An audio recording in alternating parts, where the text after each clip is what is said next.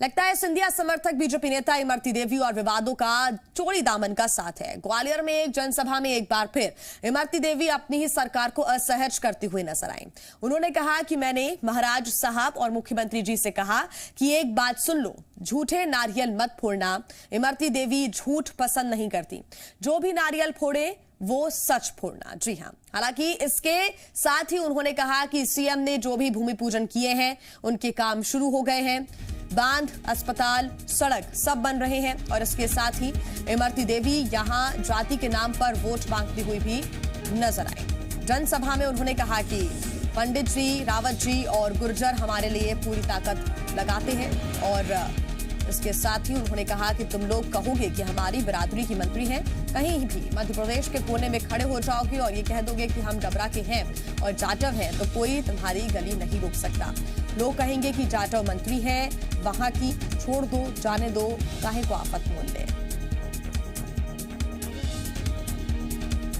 ये रावत जी बैठे हैं, सब बैठे, गुर्जर भी बैठे हैं, लेकिन ये सिर्फ ये कहेंगे जहाँ जाएंगे तहाँ पूरी ताकत लगाते हैं, लेकिन तहाँ जाएंगे तहाँ ये कहेंगे कि हमारे क्षेत्र की मंत्री है इमरती देवी। लेकिन तुम लोग ये कहोगे कि हमारी बिरादरी की मंत्री है, कहीं भी मध्य प्रदेश के कोने पे खड़े हो जाओगे और जो कह दोगे कि हम डबरा के हैं और जाटव हैं, तो कोई तुम्हारी गली भी नहीं रोक सकता कि भाई अब जाटव मंत्री है, वहाँ की छोड़ दो, जा जान दो,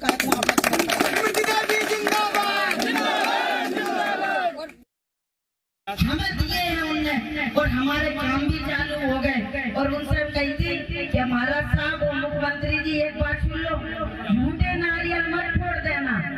इमरती देवी झूठ पसंद नहीं चाहती, जो भी नारियल फोड़ो वो सच्चा फोड़ना, जो भी प्लेट बने वो सच्ची बने।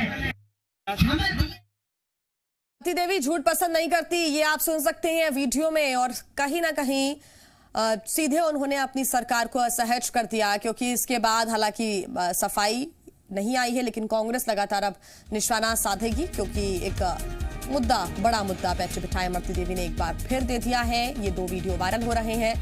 एक वीडियो में तो वो जाति के नाम पर वोट मांगती हुई नजर आई और बिरादरी की उन्होंने कहा है कि बिरादरी के नाम पर उनको वोट दिया जाए। इसके साथ ही ये दूसरा वीडियो सामने आया है और उसमें उन्होंने कहा है कि शिवराज हो या फिर महाराज, कोई भी झूठा नारियल ना फोड़े।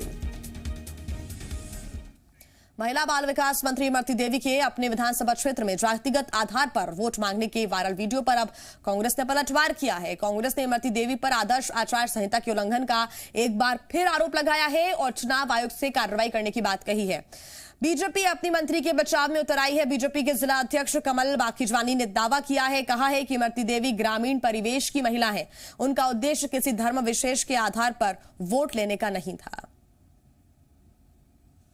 जब आप चुने हुए नेता होते हो तब इस प्रकार की भाषा का उपयोग करना असंवैधानिक है, अवैधानिक भी है।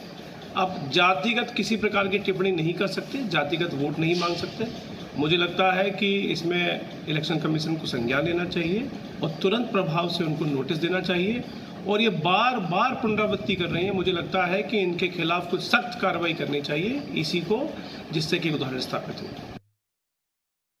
इमरती देवी बहुत ही साफ गोई से अपनी बात रखने वाली, वो स्पष्टवादी, दिल की साफ, अच्छे जनाधार वाली, ग्रामीण पृष्ठभूमि की महिला हैं। तो मुझे नहीं लगता उनके मन में कोई ऐसी बात होगी कि जो उन्होंने इंटेंशनली बोला होगा। एक सहज भाव में जैसे ग्रामीण व्यक्ति अपनी बात की व्याख्या करता है, उसी संदर्भ में उन्होंने बोला होगा, उसको गलत तरीके से नहीं लेना चाहिए। इंदौर के सांवेर में कार्यकर्ता सम्मेलन में कृषि मंत्री कमल पटेल ने विवादित बयान दिया। कांग्रेस पर हमला बोलते हुए उन्होंने कहा कि जो सच्चे और स्वाभिमानी लोग थे वो कांग्रेस छोड़कर बीजेपी में आ गए। उन्होंने कांग्रेस में रह गए नेताओं के लिए अमर्यादित शब्दों का इस्तेमाल किया। और इसलिए जो स्वाभिमानी लोग थे, सच्चे लोग थे, वो लोग कांग्रेस को छोड़कर भारतीय जनता पार्टी में आए। जो स्वार्थी थे, जो झूठ बोलने के आदि, कहते कुछ और करते कुछ है, वो कांग्रेस में रह गए। और इसलिए अब कांग्रेस के ऊपर किसी का ही विश्वास नहीं है। कृषि मंत्री कमल पटेल के विवादित बयान पर पूर्व मंत्री पीसी शर्मा ने पलटवार किया। उन्होंने कहा कि कांग्रेस छोड़कर विष जा चुका है। कमल पटेल को झूठ बोलने का बादशाह बताया। जो विष था वो सब कांग्रेस से जा चुका है। अब ये शुद्ध कांग्रेस है। ये झूठ बोलने के बादशाह हैं और जनता मध्य प्रदेश की समझ गई है। इसीलिए 10 नवंबर को ये क्लियर हो जाएगा कि दलाल कौन है। मध्य प्रदेश के सीएम शिवराज सिंह चौहान ने केंद्रीय कृषि कानून को लेकर कांग्रेस पर तंज कसा और कांग्रेस पर किसानों के बीच भ्रम फैलाने का आरोप लगाया है। शिवराज सिंह ने राहुल गांधी पर भी कटाक्ष किया, साथ ही नए कानूनों को किसान के हित में बताया है।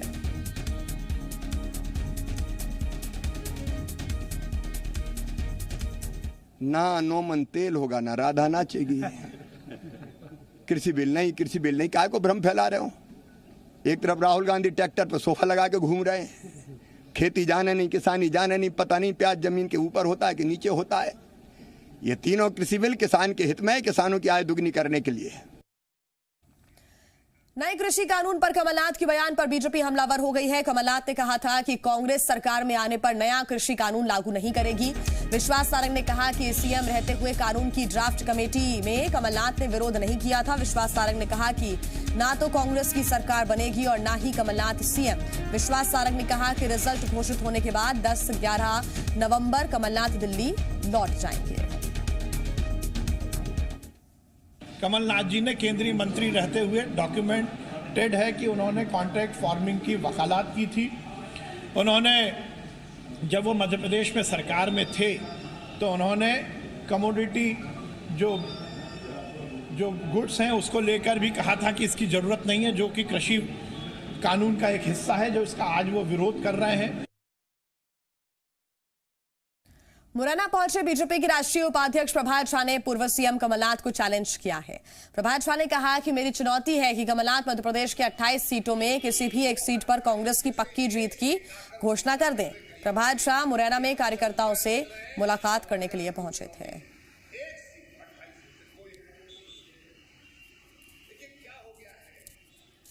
आपके माध्यम से एक सवाल करता हूं कमलनाथ जी से, वो 28 में से एक सीट आकर घोषणा कर दे कहीं पर भी कि ये हम शर्तियां जीत रहे हैं, प्रभात झा तुमको चुनौती है।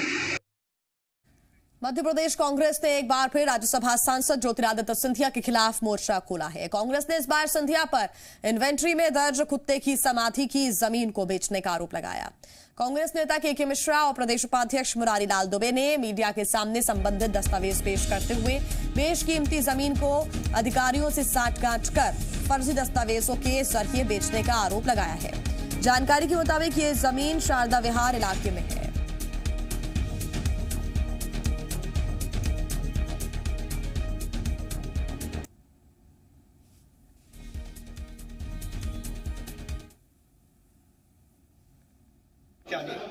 उसी दिन उस कुत्ते ने भी प्राण त्याग दिए। सिंधिया परिवार ने उस वफादार कुत्ते की समाधि बनवाई। उस समाधि को भी ज्योतिरादित्य जी ने बेच खाया। तो इन्हें वफादारी शब्द से कितनी नफरत है सिंधिया परिवार में कि वो वफादार कुत्ते को भी इन गद्दारों ने बेच खाया। उसके बाद किस ईमानदारी की बात कर रहे हैं सिंधिया जी।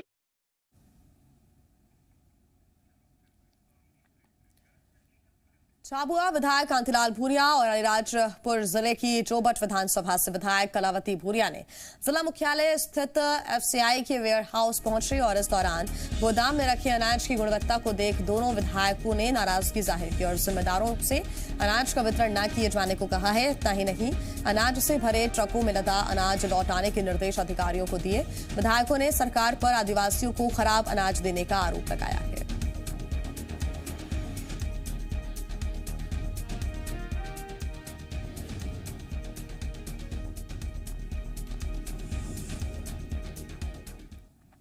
खरगोन प्रशासन ने खासगी ट्रस्ट की 102 संपत्तियों को अपने कब्जे में ले लिया है, जिसमें पर्यटन नगरी महेश्वर की 101 और कसरावत की एक संपत्ति शामिल है।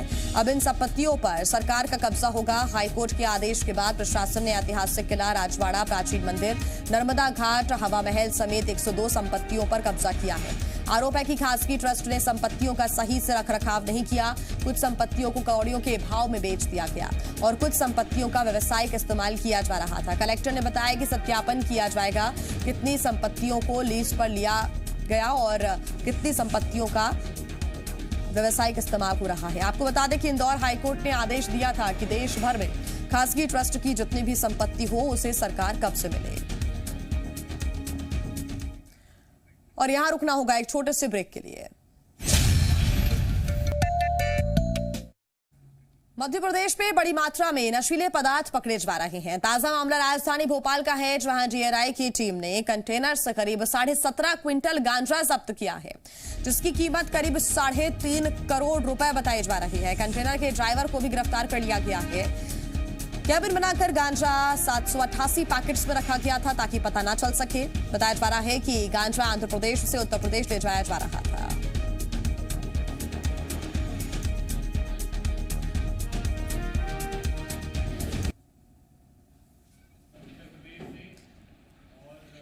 तो ये 2 तस्वीरें आप देख रहे हैं। कल 10 करोड़ की हशीश जब्त की गई थी और एक और बड़ी कार्रवाई पुलिस ने की है। भोपाल में लगभग 3.5 करोड़ रुपए से ज्यादा का गांजा बरामद किया गया है। कल 10 करोड़ की हशीश जब्त की गई थी। नरसिंहपुर में पुलिस ने इस कार्रवाई को अंजाम दिया था और आज भोपाल की तस्वीरें आपको दिखा रही है। कंटेनर से 3.5 करोड़ का गांजा पकड़ा गया। आगे बढ़ते हैं। झाबुआ में पुलिस ने 20 लाख का डोडा चूड़ा पकड़ा है। पुलिस को सूचना मिली थी कि बड़ी मात्रा में नशीले पदार्थ की तस्करी हो रही है, जिसके बाद पुलिस ने थांदला इलाके में ट्रैकिंग के दौरान ट्रक रोका, जिसमें खाद की बोरियों के बीच में छिपाकर डोडा चूड़ा ले जाया जा रहा था, जिसकी कीमत 20 लाख से ज्यादा बताई जा रही है। पुलिस ने एक आरोपी को गिरफ्तार कर लिया है, साथ ही ट्रक और खाद की बोरियां भी जब्त कर ली है। उस ट्रक के अंदर 200 बोरियों में 51 बोरी डोडा चूड़ा भी आरोपी के द्वारा छुपा कर रखा गया था। अभी प्रारंभिक पूछताछ जो आरोपी से की गई है, उसमें आरोपी के द्वारा नीमच जिले से यह माल जो है लाना बताया जा रहा है। जबलपुर में नशे का कारोबार बेधड़क चल रहा है। पुलिस ने एक ऐसे आरोपी को गिरफ्तार किया है जिसके पास से 100 नशीले इंजेक्शन बरामद हुए हैं। पुलिस के मुताबिक आरोपी पिछले लंबे समय से नशे का कारोबार करता आ रहा है, जो दवा बाजार या छोटी छोटी दवा दुकानों से मिलीभगत कर नशीले इंजेक्शन खरीद लेता था और फिर दोगुने दामों पर नशा करने वाले लोगों को बेच देता था। पुलिस ने मुखबिर की सूचना पर आरोपी के घर छापा मारा तो आरोपी के पास से नशीले इंजेक्शन बरामद किए गए। पुलिस के मुताबिक आरोपी इसके पहले भी नशे के कारोबार में गिरफ्तार हो चुका है और उसका पूरा परिवार इसी अवैध धंधे में लगा हुआ है। खरगोन जिले के मारूगढ़ में नाबालिग के साथ गैंगरेप की वारदात सामने आई है। मामले में पुलिस ने 2 आरोपियों को गिरफ्तार कर लिया है, तो वहीं एक आरोपी अभी भी फरार है। तीनों आरोपी खरगोन जिले के रहने वाले हैं। बता दें कि 29 सितंबर को आरोपी चोरी के नियत से खेत में घुसे थे और यहां उन्होंने 16 साल की नाबालिग के साथ गैंगरेप किया था। घटना के 10 दिन बाद पुलिस ने 2 आरोपियों को गिरफ्तार कर लिया है। पुलिस ने आरोपियों पर 30,000 रुपए का इनाम घोषित कर रखा था। हालांकि एक आरोपी अभी भी फरार है। बात करेंगे भोपाल की, जहां पॉलिटेक्निक चौराहे पर उस समय हड़कंप मच गया जब एक युवती छेड़छाड़ से परेशान होने की बात कहकर टावर पर चढ़ गई। युवती ने आरोपियों पर कार्रवाई की मांग की। मौके पर पहुंची पुलिस ने युवती को समझाकर टावर से नीचे उतारा। उसके बाद श्यामला हिल्स थाने लेकर पहुंची। पीड़ित युवती ने कहा कि छेड़छाड़ के बाद उसने 6 अक्टूबर को आरोपी आकाश चौबे के खिलाफ कोहिफिजा थाने में एफआईआर दर्ज कराई। आरोप लगाते हुए कहा कि कोहिफिजा थाना और जहांगीराबाद थाना पुलिस केस वापस लेने को लगातार दबाव बना रही है। आरोपी पर कार्रवाई नहीं की जा रही है, जिसकी वजह से उसे टावर पर मजबूरन चढ़ना पड़ा।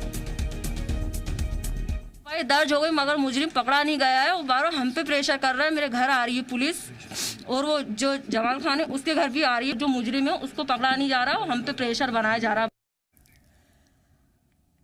एमपी महिला आयोग की अध्यक्ष के निर्देशों का आयोग में ही पालन नहीं हो रहा है। जी हां, आईपीएस पुरुषोत्तम शर्मा के मामले में राज्य महिला आयोग की अध्यक्ष शोभा ओझा ने नोटिस जारी किया था, लेकिन ये नोटिस स्टाफ ने ही भेजा नहीं। जी हां, शोभा ओझा ने प्रदेश सरकार पर काम नहीं करने देने का आरोप भी लगाया है। दबंग गुंडे बदमाश खुलेआम घूमते रहते, उनको पुलिस नहीं पकड़ती। उल्टा फरियादी को मानसिक तनाव दिया जाता है, उससे बाध्य किया जाता है कि वो अपनी एफआईआर वापस ले ले और दोष मुक्त करके गुंडों को घूमने का लाइसेंस मध्य प्रदेश पुलिस सरकार दे रही है, जो कि बेहद निंदनीय है और दुर्भाग्यपूर्ण है। उज्जैन में विश्व प्रसिद्ध महाकाल मंदिर की व्यवस्थाओं को लेकर सांसद अनिल फिरोजिया के विरोध के बाद अब शयनार्थी भक्त परिवार भी धरने पर बैठ गया है। परिवार श्रद्धालुओं के लिए जाने वाले 101 रुपए शुल्क का विरोध कर रहा है। धरने पर बैठा परिवार लगातार शिव मंत्र का जाप भी कर रहा है। दरअसल महाकाल मंदिर में कोविड-19 के चलते कुछ जरूरी नियम बनाए गए हैं, जिसके तहत श्रद्धालु अपनी सुविधा अनुसार मंदिर समिति की महाकाल दर्शन ऐप और टोल फ्री नंबर से एक दिन पहले दर्शन के लिए बुकिंग करवा सकते हैं। जो बुकिंग नहीं करवा पाए और मंदिर पहुंच गए, उन लोगों से 101 रुपए शुल्क के साथ दर्शन व्यवस्था की गई है। तो यात्री का 100 रुपए शुल्क रख दिया। अगर आपके पास परमिशन नहीं है, अगर 2 जन की परमिशन है तो तीसरे आदमी को 100 रुपए टिकट लेना पड़ता है, चाहे उज्जैन का हो कहीं का भी हो। हम 2 गेट बना रखे हैं, एक तो 250 रुपए का गेट है और एक 100 रुपए का गेट है।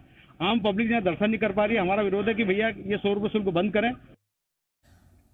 इंदौर में फुटपाथ पर सो रही महिला की हत्या का लाइव वीडियो सामने आया है। एक शख्स फुटपाथ पर सो रही महिला के गले में पहले रस्सी का फंदा डालता है और फिर पत्थर से कुचलकर उसकी हत्या कर देता है। हत्या की पूरी वारदात सीसीटीवी कैमरे में कैद हो गई। फिलहाल सियोगंज थाना पुलिस मामले की तफ्तीश शुरू कर चुकी है। महिला और हत्यारे की पहचान नहीं हो सकी है। हत्या की तस्वीरें आपको विचलित कर सकती हैं, ऐसे में हम आगे की ये तस्वीरें नहीं दिखा सकते।